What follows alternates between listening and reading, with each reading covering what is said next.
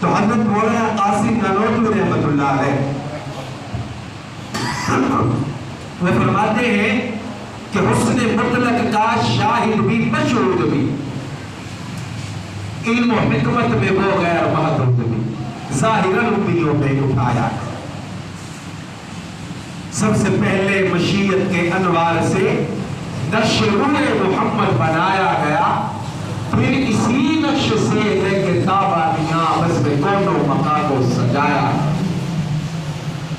وہ محمد بھی، احمد بھی، حامد بھی، محمود بھی، حسن مطلق کا شاہد بھی، مشہود بھی، علم و حکمت میں وہ غیر محدود بھی، ظاہراً امیوں میں اٹھایا گیا۔ اور اس کی شفقت ہے بے حد و بے انتہا، اس کی رحمت تخیل سے بھی ماورا، جو بھی عالم جہاں میں بنایا گیا اس کی رحمت سے اس کو سجایا۔ اور حشر کا غم مجھے کس لیے ہو اے قاسم، میرا آقا ہے وہ، میرا مولا ہے وہ، جس کے قدموں میں جنت بسائی گئی، جس کے ہاتھوں میں کوثر لٹایا ہے۔ تو آج یہ کر رہا تھا کہ حضور آئے سارے نبیوں کے بعد، لیکن اللہ نے بنایا ساری کائنات سے پہلے۔ اس لیے حضور فرمایا کرتے تھے کہ میں اپنے دادا ابراہیم کی دعا ہوں اور حضرت عیسیٰ علیہ السلام کی بشارت ہوں۔ تو قرآن بھی اس کو بیان کرتا ہے کہ یہ وہ نبی ہے جسے جناب ابراہیم نے مزدوری کے عوض میں رب کریم سے مانگا تھا، رب کریم سے سوال کیا۔ جب بیت اللہ کو تعمیر کیا تو تعمیر کرنے کے بعد قرآن یوں عرض کرتا ہے، قرآن بیان کرتا ہے وَإِذْ يَرْفَعُ إِبْرَاهِيمُ الْقَوَاعِدَ مِنَ الْبَيْتِ وَإِسْمَاعِيلُ۔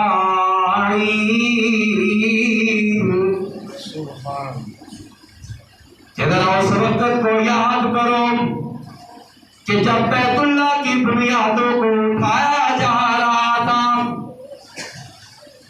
مصری جناب سیدنا ابراہیم تھے اور مزدور حضرت اسماعیل تھے، باپ بیٹا دونوں مل کر بیت اللہ کو تعمیر کرتے ہیں۔ جب بیت اللہ کو تعمیر کیا، یہ وہ ایسی جگہ تھی جہاں کوئی بھی چیز آباد نہیں تھی، جہاں کھیتی بھی نہیں اگ سکتی تھی۔ اللہ کا قرآن خود کہتا ہے غیر ذی زرع عند بیتک المحرم، کہ جہاں کھیتی بھی نہیں اگ سکتی تھی، جہاں لوگ لہا بھی نہیں کرتے تھے، جہاں کوئی آبادی بھی موجود نہیں تھی، جہاں خشک پہاڑ تھے، کارے پہاڑ تھے، وہاں جب سیدنا ابراہیم علیہ السلام نے اللہ کے گھر کو تعمیر کیا، بیت اللہ کو تعمیر کیا، بیت اللہ کو تعمیر کرنے کے بعد رب کریم کے سامنے ہاتھ اٹھا لیے، ہاتھوں کو اٹھا کر کہا کہ اے اللہ تیرا کام کیا ہے، اور دنیا کے اندر یہ دستور ہے جب کام کیا جاتا ہے تو اس کے مزدوری بھی دی جاتی ہے۔ اے اللہ میں تجھ سے مزدوری کوئی روپیہ نہیں مانگتا، اللہ تجھ سے کوئی پیسے نہیں مانگتا، اللہ تجھ سے مزدوری کے بس میں کوئی گھر نہیں مانگتا، کوئی گاڑی نہیں مانگتا، کوئی بنگلہ نہیں مانگتا۔ میرے ابراہیم تو کیا مانگتا ہے؟ قرآن کہتا ہے ابراہیم نے ہاتھوں کو اٹھایا اور اللہ کے سامنے یوں مانگنا شروع کر دیا، ربنا وابعث فیہم رسولا منہم یتلو علیہم آیاتہ ویزکیہم ویعلمہم الکتاب والحکمہ۔ اے اللہ یہ تیرا گھر میں نے بنا دیا ہے، اللہ ایسی جگہ پہ بنایا ہے جہاں آبادی نہیں۔ اللہ تیرا گھر ایسی جگہ بنایا ہے جو بے آباد جگہ ہے۔ اللہ تیرے سامنے ہاتھ اٹھاتا ہوں کہ اس کی مزدوری کے عوض اللہ تو مجھے عطا کر کہ اب اس گھر کو آباد کرنے والا بھی بھیج دے۔ اللہ اس گھر کو آباد کرنے والا بھی بھیج دے۔ یہ وہی جگہ ہے جہاں جناب ابراہیم کی قربانیوں کا ذکر ہے۔ یہ وہی جگہ ہے جہاں سیدنا ابراہیم علیہ السلام کی ادائیں ہے۔ یہ وہی جگہ ہے جہاں جناب سیدنا اسماعیل علیہ السلام کی ادائیں ہے۔ جناب سیدہ اما ہاجرہ کی وفائیں ہیں۔ یہ وہی جگہ ہے۔ اس لیے میرے رب نے بھی فیصلہ کیا کہ میرے گھر کو تعمیر کرنے والا ابراہیم ہے، اس کے ساتھ اسماعیل ہے۔ ابراہیم کو اللہ نے 2 بیٹے عطا فرمائے، ایک بیٹے کا نام جناب اسحاق، ایک بیٹے کا نام جناب اسماعیل۔ حضرت اسحاق علیہ السلام سے اللہ نے ہزاروں نبی بھیجے۔ کتنے؟ ہزاروں نبی۔ حضرت موسیٰ علیہ السلام اور حضرت عیسیٰ علیہ السلام، جناب یوسف علیہ السلام، جناب حضرت یعقوب علیہ السلام، یہ ساری حضرت اسحاق کی اولاد ہے۔ یہ بنی اسرائیل یہ ساری اسحاق کی اولاد ہے۔ لیکن فرمایا میرے ابراہیم تیری وفائیں مجھے یاد ہے، تیرے امتحانات مجھے یاد ہے، یہ تو ہر امتحان کے اندر کامیاب ہوا ہے۔ اب تیرا ایک لخت جگر جناب اسماعیل، اس کی اولاد سے میں ایک ہی نبی بھیجوں گا کہ سارے کے سارے نبی تو کیا ساری دنیا، ساری کی ساری کائنات، ساری مخلوقات مل کر اس کے مقام کے سامنے کھڑے ہو جائے تو سارے کے سارے نیچے ہوں گے، محمد مصطفیٰ کا مقام اونچا ہوگا۔ تو اللہ نے حضرت ابراہیم علیہ السلام کی دعا کو قبول فرمایا۔ جناب اسماعیل کی اولاد میں سے سیدنا رحمت دو عالم سیدنا محمد مصطفیٰ صلی اللہ علیہ وسلم کو معبود فرما دیا۔ نبی پاک صلی اللہ علیہ وسلم کی آمد سے قبل اللہ نے حضور کی آمد سے پہلے لوگوں نے کئی کرشمے دیکھے۔ حضور کی آمد سے پہلے عجیب و غریب برکات کا ظہور دیکھا۔ سیرت کی کتابوں کو اٹھائیں تو نظر آتا ہے کہیں حضور کی آمد کی پیشن گویاں کوئی راہب دے رہا ہے، کہیں کوئی کاہن دے رہا ہے، کہیں پہاڑوں اور پتھروں سے حضور کی آمد کی پیشن گویاں آ رہی ہیں۔ کتابوں میں لکھا ہے کہ جناب سیدنا عبد المطلب کو ایک کاہن نے دیکھا۔ جب آپ سفر کر کے گئے، ایک کاہن نے آپ کے چہرے کو دیکھا اور دیکھ کر کہنے لگا کہ عبد المطلب اگر آپ مجھے اجازت دیں تو میں آپ کے جسم کے کچھ حصوں کو دیکھنا چاہوں گا۔ تو جناب عبد المطلب نے فرمایا کہ تو صدر کے علاوہ اور جہاں دیکھنا چاہے میرے جسم کو دیکھ سکتا ہے۔ اس نے آپ کے جسم کے کچھ حصوں کا معائنہ کیا، آپ کے ناک کو دیکھا، ناک کے پہلے ایک نتھے کو الگ کیا، پھر دوسرے نتھے کو تھوڑا سا کھولا اور کہنے لگا کہ عبد المطلب مجھے نظر آ رہا ہے کہ تیرے ایک ہاتھ کے اندر ملک ہے، دوسرے ہاتھ کے اندر تیرے نبوت ہے۔ نبوت بھی یعنی خلافت بھی اور ملک بھی، بادشاہی، دونوں چیزیں۔ इसी तरह रिवायात के अंदर आता है कि जनाब सैयदना अब्दुल मुत्तलिब की पेशानी पर एक नूर चमका करता था। उस नूर की वजह से आपकी रहमत हुआ करती थी। आपने साहब फील वाला वाक़या भी सुना होगा कि सैयदना मुहम्मद मुस्तफा सल्लल्लाहु अलैहि वसल्लम की आमद से तकरीबन 50 दिन पहले अबरा जो बैतुल्लाह को गिराने आया था, उसने पूरा इरादा कर लिया था कि बैतुल्लाह को गिरा दे। बड़ी फौज लेकर आया था, बड़े हाथियों को साथ लेकर आया था। जब बैतुल्लाह के करीब पहुंचा, जब मक्का पहुंचा तो मक्का वालों के कुछ लोग उसने कब्जे में ले लिए। इसी तरह और कुछ लोगों के जानवर भी उसने अपने कब्जे में ले लिए। जनाब अब्दुल मुत्तलिब को पता चला तो जनाब अब्दुल मुत्तलिब जब उसके पास गए, वो अबरा बादशाह जो अपनी सवारी के ऊपर सवार था, जनाब अब्दुल मुत्तलिब को देखा तो एकदम खड़ा हो गया। क्या वजह थी कि आपकी पेशानी पे एक नूर चमका करता था। कौन सा नूर था? वो नूर नबूवत था। वो क्या था? नूर नबूवत था, जिसकी एक हैबत थी, जिसकी एक कुव्वत और ताकत थी। एकदम खड़ा हो गया, नीचे उतर गया। जनाब अब्दुल मुत्तलिब से गुफ्तगू हुई। अब्दुल मुत्तलिब कहने लगे कि तुम हमारे ऊँटों को छोड़ दो, हम तुझसे कोई और मुतालबा नहीं करते। और पहले उससे यह भी कहा कि तू बैतुल्लाह को न गिरा, जो तेरा मुतालबा है वो हम पूरा कर देंगे। लेकिन वो न माना, तो कसम उठा ली कि मैं जरूर बैतुल्लाह को गिराऊंगा। कसम उठा ली। तो जनाब अब्दुल मुत्तलिब फरमाने लगे, अच्छा तो बैतुल्लाह को गिराना चाहता है, गिरा, पर हमारे ऊँट हमें वापस दे दे।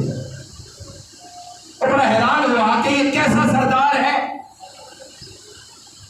कि मक्के का बड़ा सरदार है और अपने माल की बात कर रहा है, इसको बैतुल्लाह की कोई फिक्र नहीं। चुनाचे रिवायात में आता है जनाब अब्दुल मुत्तलिब एक पहाड़ के ऊपर चढ़ गए और जाकर रब्बे करीम के सामने हाथ उठा लिए कि अल्लाह हम कमजोर हैं, लेकिन तू तो बड़ा ताकतवर है। अल्लाह हर किसी के पास कोई ना कोई हल हुआ करता है।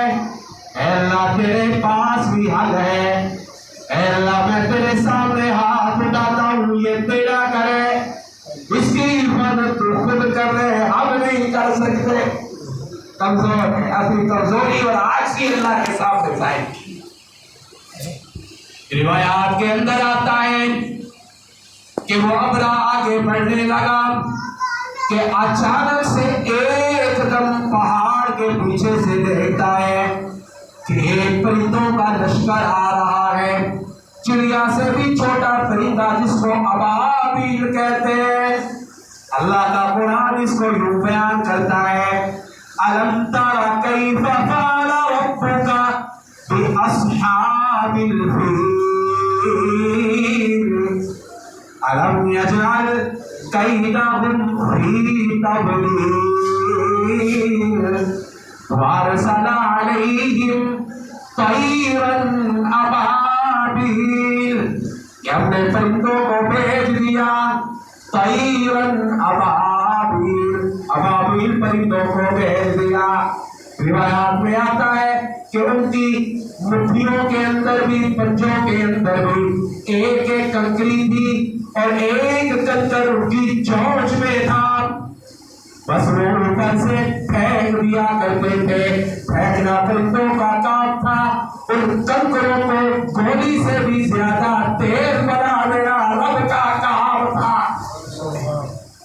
वो ऊपर से कंकर फेंकते, नीचे अबरा और अबरा का लश्कर, सारे के सारे उसके हाथी और ऊँटनी सारे के सारे तबाह बर्बाद हो गए। चंद ही लम्हों के अंदर उनकी हालत ये होगी कि रिवायात में میں آتا ہے ایسا لگتا تھا جیسے بھوسا پڑا ہوتا ہے. جب بعض جگہوں پہ سیلاب وغیرہ آتا ہے تو فصلوں کی کیا حالت ہوتی ہے, اس کے بعد سیلاب چلا جاتا ہے, کس طرح یا بارشیں ہوتی ہے, بارشوں کے بعد جو ایک آپ حالت دیکھتے ہیں, تو اس طرح کی حالت تھی.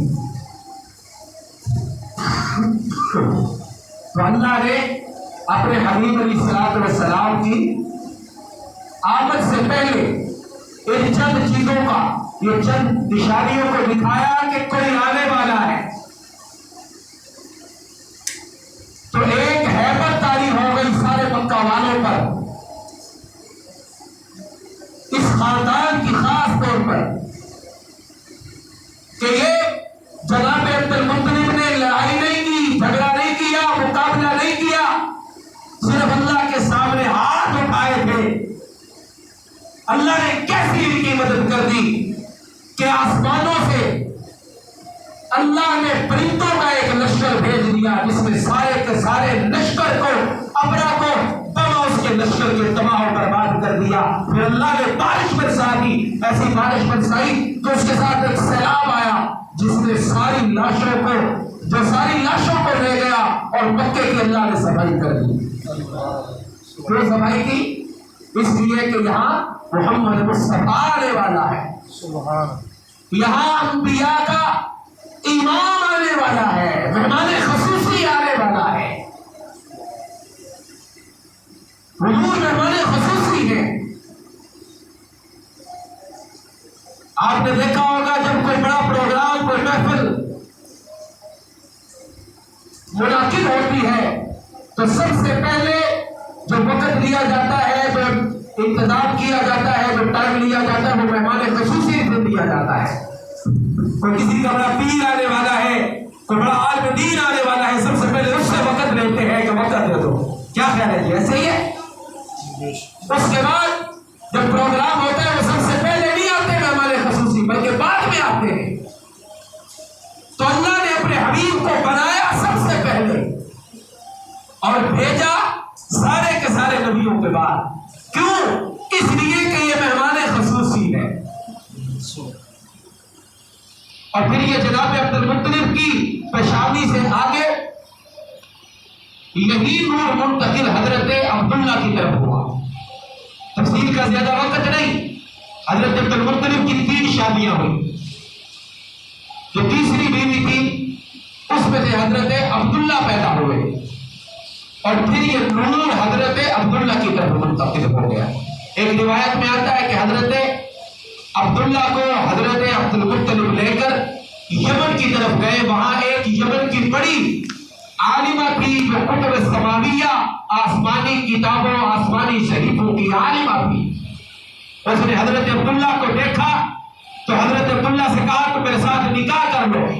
ایک اور روایت میں آتا ہے, ایک اور عورت کا ذکر آتا ہے کہ وہ کہنے لگی کہ عبداللہ تم تھوڑی دیر کے لیے میرے ساتھ علیحدگی اختیار کر, 100 اونٹ تجھے انعام کے اندر دوں گی.